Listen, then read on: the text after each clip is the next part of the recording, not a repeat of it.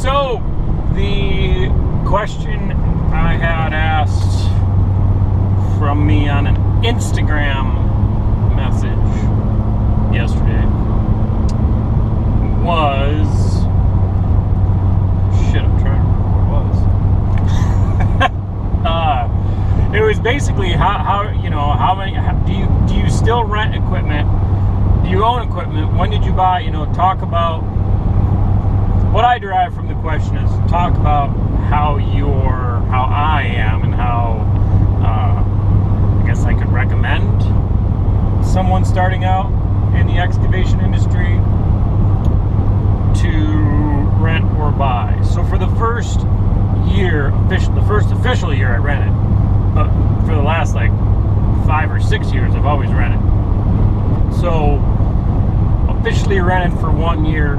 I made I made friends in the industry where they let me rent theirs for a cheaper price. That was cool. It wasn't necessarily. It was a good price, but it wasn't cheap. But it was definitely a fair price. So that was nice. And then this year I bought the Kubota. I bought the skid steer. Great machine, really love it. But I gotta say, I like the Cat 299D better. It handles better, it's more sensitive, feels like a better machine. Definitely rides better with that torsion bar suspension. I think that's pretty slick. I didn't think it'd be that much of a better ride. Anyways, that's another topic for another video. So I bought the Kubota. I was going to buy a mini excavator. You'll see I did some mini excavator review videos, check those out. I was basically going between the U55 Kubota and the Cat 305 or the Cat 305.5. But damn, I ran a deer the other day, a couple weeks ago. A friend of mine's, a little 35D. That deer kicks ass. It's faster, it's smoother, anyways. I'm getting off topic here. So, shit. Hang on, phone call. See, this is the day in the life. Hey Jim, how you doing? So that was customer. See, that's what it is. And I'm going off on a tangent here, but that's just what it is, too. It is what it is, damn it. So a customer that I did work for over, on the very west side of the state, basically, from storm damage. He's got a property down, hour and a half south. Asked me to come down, would I go down, do work down there? Well, sure, for the right... Yeah, I'll do work down there, that's fine. And it's interesting too, as far as the video I made the other day when I was talking about just do good work and price yourself accordingly. A guy did some work for him at this property. He lowballed the price probably just to get the job, but he left it like a mess. It was just a mess. It wasn't even finished at all. It was real bad. So that was a tangent. Back to what I was talking about though, as far as renting or owning equipment goes, so I bought the skid steer. I was going to buy the mini excavator. I already said this part, but we're going after it again. And then I really held off for a couple reasons. Here's one. If I was 25 and I was dumber and I made stupid 25-year-old mistakes, I probably would have done it. But I'm 32 now and I'm a little bit wiser, so that's good. So I didn't buy it. I couldn't pay cash for it, for one. I didn't want another payment for number two. Those aren't the primary reasons. Really, the biggest reasons are this. Number one, I've got a family to support. So that was the biggest thing. And to keep my risk as low as possible in all of this, under the whole blanket, right? Call it that, under the whole umbrella, bringing on another piece of equipment with that liability and that risk I couldn't justify it. And here's why I couldn't justify it. I'm basically a one-man show as far as an operator. I have a helper, so that's good, but he's not an operator. I don't really want to hire, it's not that I don't want to, I don't have enough work to guarantee someone a full-time job for that right now. Could happen any time, and I have the guy, so there's that. I've got a lot of bids out there for work, so that's good. But I couldn't justify owning two pieces of equipment where I'm the only one who can operate them. I'm the only one who can basically haul them and move them around. That was taking the one piece of machine that I have right now and cutting that time basically in half that I could utilize that machine on, right? So it didn't make sense because I didn't want to have another payment where I'd be cutting my operating time, my time on machine, you can look at it technically in half, and then basically doubling my expenses for what type of, net return. Since I don't have big jobs under contract or anything yet to justify owning another piece of small machinery like that, it just didn't make sense.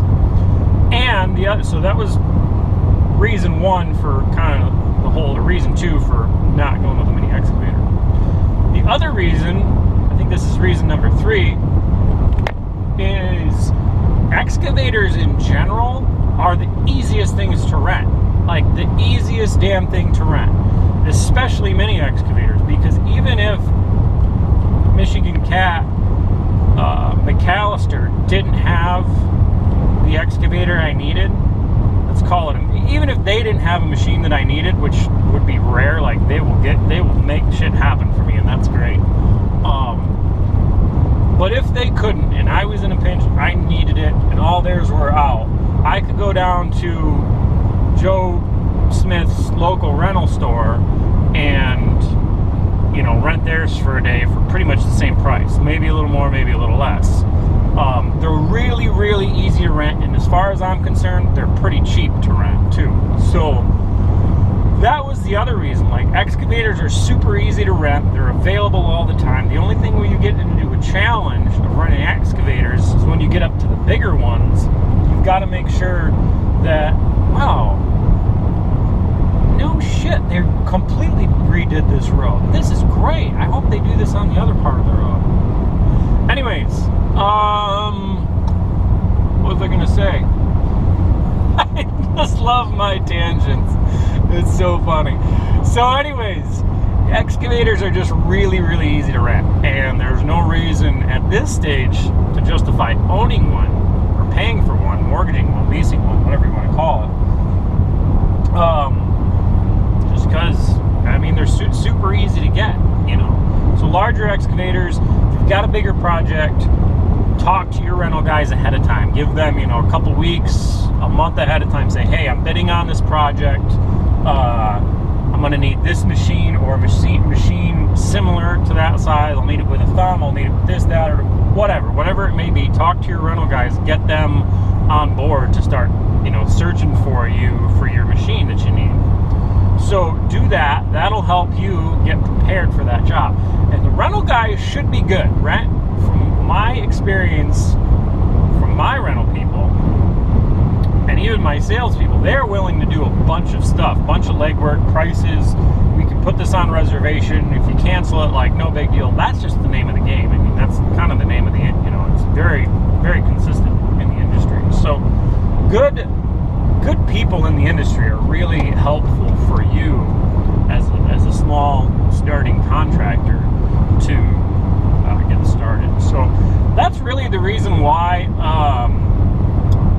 I didn't go ahead and buy a mini excavator. And it's the insurance, like my general liability is like super cheap. I shouldn't say it's super cheap, but it's affordable. It works.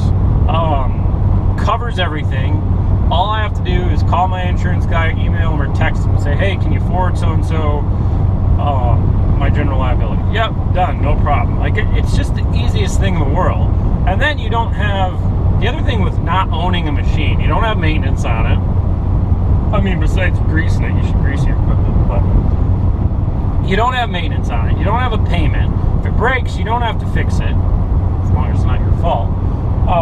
It's just like a no-brainer to rent. Like, renting to me, and even if you look at larger companies, I worked for a company called Carney a couple of years ago, 5 years ago, and because of what they owned some of their equipment, but for the bulk of their equipment, they rented it all. They would go do a job in a city, they would contact CAT, give them a list of what they needed for that job, and then CAT would provide all the equipment.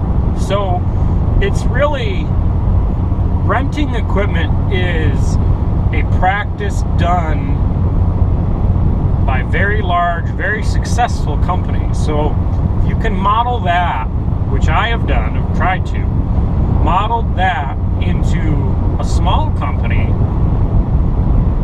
I think you can be more successful as a small company by renting than a small company with owning either brand new stuff, a lot of it, stretch yourself out too thin, or a small company with older stuff that breaks down.